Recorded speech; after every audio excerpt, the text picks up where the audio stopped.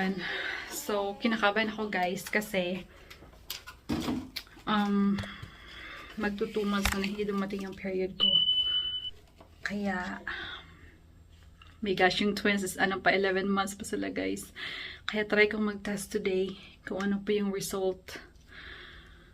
So yeah, kinakabahan talaga ako guys. Pero yeah, tingnan natin. Lagay ko lang kayo dyan.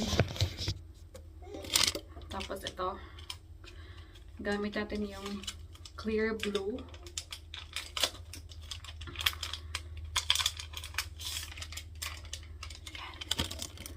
So, yan siya guys. So, mag-test tayo. Ito na yung ihi ko.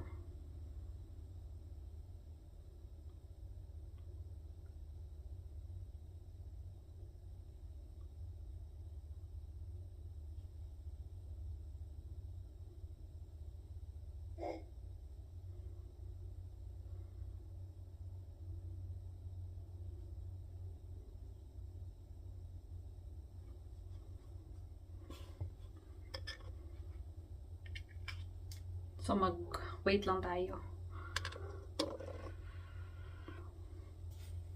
Tingnan natin yung result. Yung twins is umiiyak. Kasi nap time na nila.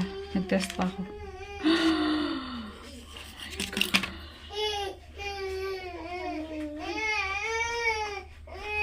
Yeah. Woo! Hala, yung twins, 11 months pa lang. Hello everyone! So today guys, check up ko po sa aking primary care at umuulan sa labas. Ready na yung kambal. At ako naman ay ready na din. Si papa nila is bibihis na. Today is Friday. Yung check up ko will be around 11:30.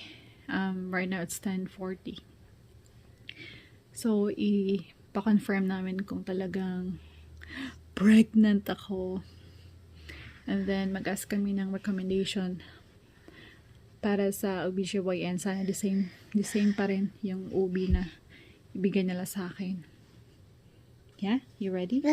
Yeah? Are you ready? Ready na sila. Ready na. Umuulan sa labas. Tas, super lamig. Ready na? Ano na yung twins 11 months? Tapos, may kapatid na sa loob.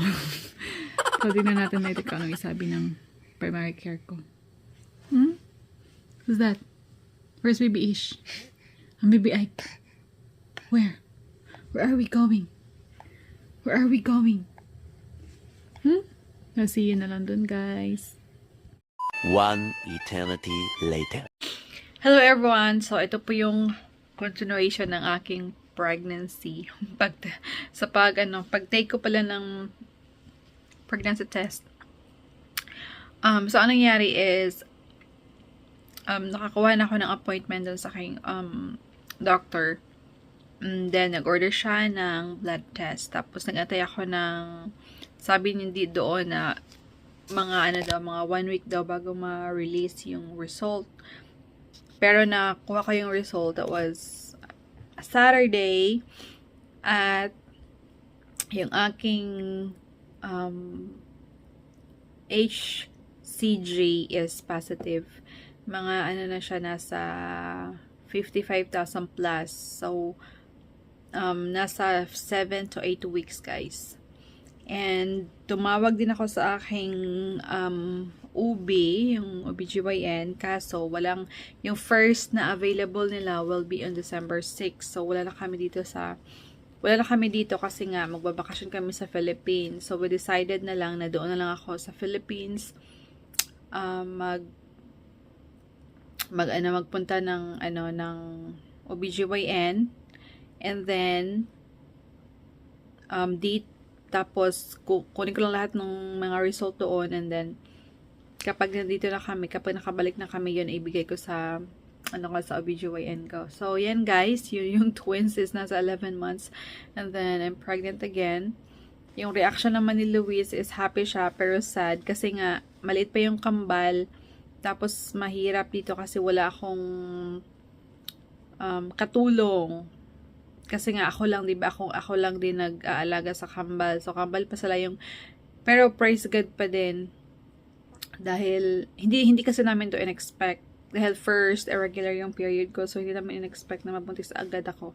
Pero at least, yung gap nila is nasa 11 months. Diba? Okay na yun. Tapos, CS din ako dati. So, hindi ko alam kung ano mangyari for this pregnancy. Kung magiging normal ba. Kaya, magiging CS. And we're praying na sana magiging healthy talaga yung pregnancy ko. Yung sa twins, they are healthy, pero naging high risk ako dahil nga po, kambal silang dalawa. So, regular yung check-up, yung ultrasound, at saka nag-NST din ako. NST ba tawag? Kalimutan ko, NST. Yung minomonitor talaga yung kambal. Every week yun, 3 times a week yun. So, yeah, yan lang po guys yung vlog natin for today. At thank you so much everyone for watching. Bye!